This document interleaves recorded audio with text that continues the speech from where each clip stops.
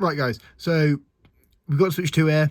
We're going to see how much the battery drains whilst making this video. I'm not going to be playing any intensive games. I'm just going to try and prove a point in this video. So, let's start with the Switch 2. There's a problem. I'm not talking about the Joy-Con drift. I'm not talking about the prices. I'm talking about the battery of the Switch 2. A lot of people seem to be talking about how the battery isn't as functional or isn't as good as they would have thought for a next-gen Switch, which I do kind of agree with in a lot of regards, because with the Switch 2, you'll notice throughout this video, the battery percentage will go down quite a bit whilst I'm just talking, and this video is not going to be like 20 minutes long. For example, it's just gone from 96 to 95. That's already not a good start. So, what is the problem? Well, with the Switch 1, for example, there were problems with the first sort of run of Switch 1s having kind of faulty batteries, or batteries that weren't the best, couldn't hold that great capacity of charge. Now, as generation went on, Nintendo addressed this. Nintendo made, better Switch 1s, better Switch OLEDs, and better Switch Lites that obviously had better capacity for charging. The batteries worked better, and obviously they held charge a lot longer. However, when you see YouTubers and TikTokers and stuff talking about their Switch 2s and saying that, they're trying to play like games like Breath of the Wild, Tears of the Kingdom, which were kind of notorious on the Switch 1 for being like massive power drains when playing on the Switch 1. They play on the Switch 2, and their console's dead within a few hours, or like there's games where their consoles are dying within like 20 minutes or so after playing a game or whatever. It's kind of sad, especially when the Switch 2 is supposed to be a handheld hybrid console, especially as not everyone will be able to play a Switch 2 on TV. People might buy a Switch 2 to play in bed, or might play, have games to play when they go on holiday on a plane or on a train, or when they're just not available to be, next to a charger to constantly be charging the console. That's the whole point of handheld consoles. Handheld consoles in general have always sort of had that problem, because if you look back in, like, say, the Game Boy, for example, the Game Boy had like a 30 to 40 hour battery life depending on the game. That was impressive for the time. And compare that to nowadays, where, let's be honest, batteries for all electrical devices nowadays, they're all kind of crap, let's be honest. The iPhone, for example, can't last 12 hours before it dies, for example.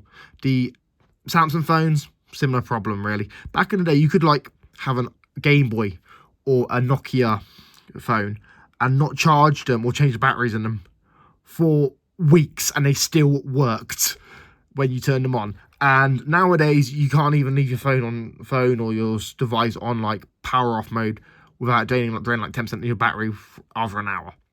Now, with the Switch 2, the best way to obviously address this is to obviously just do new runs of the Switch 2, improve the batteries in the Switch 2, maybe get a new manufacturer who's making the batteries to take over making the batteries for the Switch 2. There's very limited to what they can do, or they can make, obviously, a Switch Lite version of Switch 2, which is obviously less graphically, intense, and more, maybe has better battery because it's more portable and whatever. They're just some ideas, but with Nintendo, for example, I've just noticed it's gone down again from 95% to 94%. The video's only 3.5 minutes in. That is a concern for me. It's not playing any games.